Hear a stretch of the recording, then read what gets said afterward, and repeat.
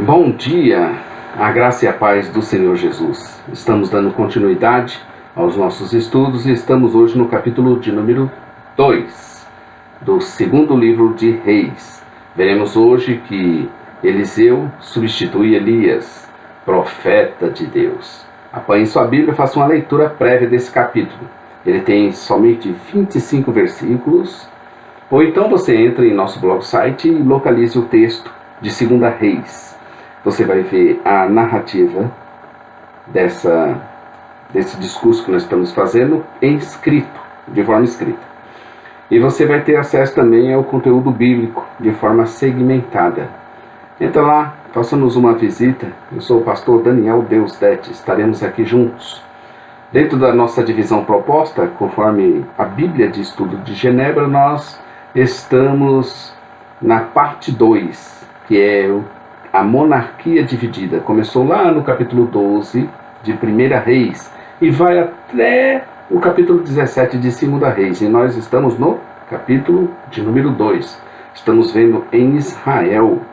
E dentro dessa segunda parte, bem extensa, estamos na parte F, que vai de A até Q. Estamos na parte F e ela está também sendo dividida em 3 partes. Nós estamos vendo Acasias, aliás, nós vimos ontem. Nós estamos vendo a transferência do ministério profético para Eliseu, por parte de Elias, que nós veremos hoje. E depois nós veremos o reinado de Jorão. A transferência do ministério profético para Elias, capítulo 2, de 2 Reis, 1 ao 25. Aqui nesse capítulo veremos a forma excepcional da partida de Elias, o tesbita, para a glória do Senhor, sem passar pela morte, tão comum em todos os mortais.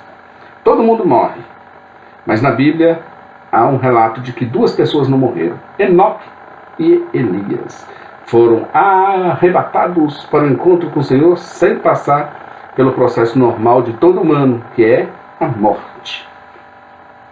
Então dizem que somente 2 pessoas escaparam da morte em todo o período bíblico, e as 2 no Antigo Testamento. E cadê as 2 no Novo Testamento? Não se tem notícia. E uma delas, como já falamos, foi Enoque, durante a segunda fase da humanidade, quando viviam antes do dilúvio e depois da queda do homem. Então teve uma antes do dilúvio e depois da queda do homem, e uma depois do dilúvio com Elias. Enoque foi o 7º depois de Adão, que gerou Matusalém, o qual foi o avô de Noé. Dizem as escrituras que ele foi tomado para Deus e jamais foi visto novamente, porque ele dera testemunho de que agradara a Deus. Gênesis 5, verso 24 e Hebreus 11, verso 5. E outro, estamos vendo sua história aqui, nesse momento em que ocorre a sua partida desta vida sem passar pela morte. Elias. É ele que nós estamos vendo. Elias ainda voltaria à terra. Depois que ele partiu, ele voltaria à terra. Tempos depois, no ministério terreno do Filho de Deus, do Messias, Jesus Cristo, no Monte da Transfiguração e juntamente com Moisés. E há quem diga que ele ainda vai voltar à terra na época da grande tribulação, sendo que será uma das testemunhas do Apocalipse, conforme se vê em Apocalipse 11. Eu sinceramente não creio dessa forma. O fato é que Elias estava para ser tomado por Deus e todo mundo parece que sabia disso. E o que mais parecia saber era Eliseu, que estava muito atento para esse grande momento. Eliseu colou em Elias e não soltava ele, porque sabia que iria acontecer aquilo. Eliseu marcava Elias todo o tempo e não arredava o seu pé de diante dele 1 segundo sequer. Elias ainda tentou se desvencilhar dele por 3 vezes, alegando missões em nome de Deus, mas Eliseu, não deixou não. Atento, não o deixava só. Até os profetas da região sabiam o que estava prestes para acontecer e tentaram alertar Eliseu, que prontamente lhes respondeu que estava já atento e que era para se calarem. Eliseu estava assim como aquele que esperava alguma coisa da parte de Elias. Deus mesmo já tinha antecipado esse momento, avisando Elias para ungir Eliseu em seu lugar.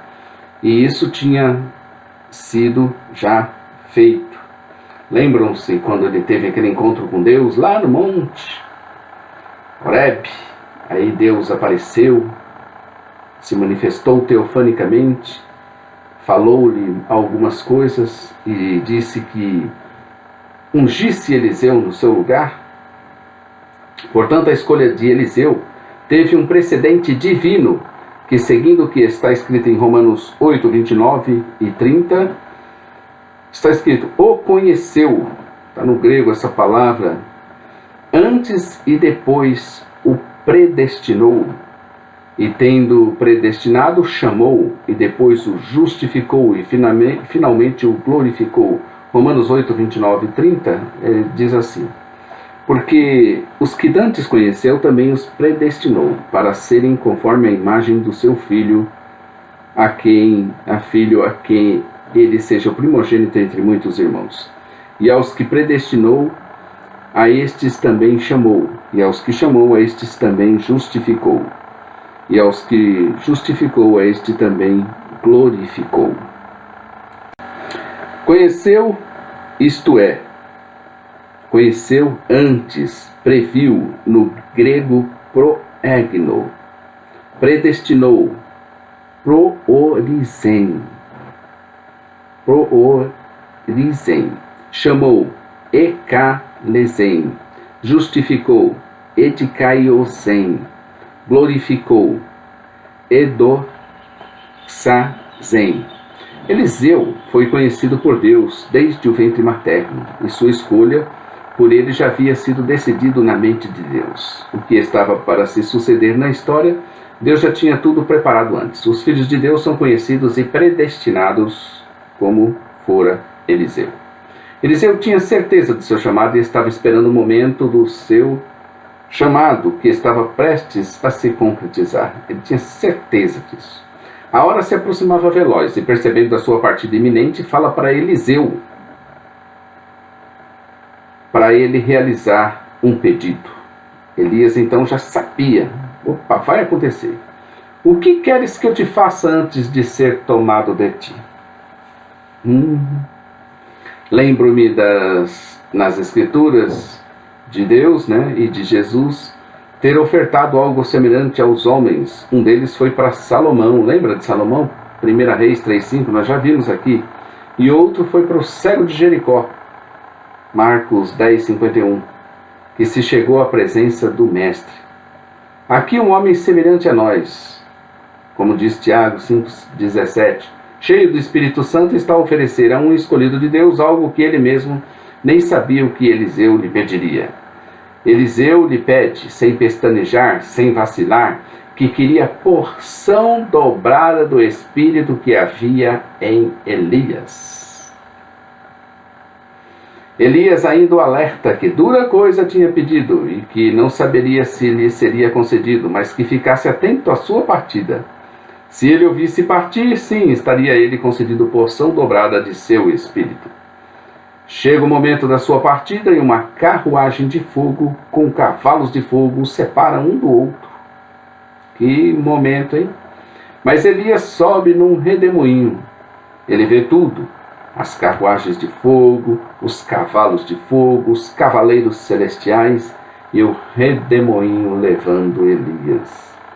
Ele ficou muito feliz de ter visto isso, e as roupas de Elias caíram sobre ele, onde eles estavam, e imediatamente as rasgou em duas partes, como que simbolizando que o seu poder agora estaria duplicado. Também apanha da capa que caíra sobre ele, e nunca mais viu Eliseu.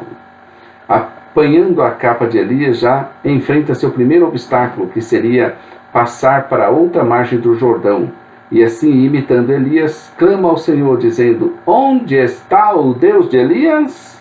E o rio se abre em dois, e ele passa o rio novamente a pés secos. Eliseu estava confirmado como profeta no lugar de Elias. Nesse seu primeiro milagre sobre as águas do Jordão, assim se sucedeu também com Moisés, que atravessou o mar, com Josué, que também atravessou o rio, com Elias, e agora com Eliseu. Jesus invocou e andou. Olha só como é interessante.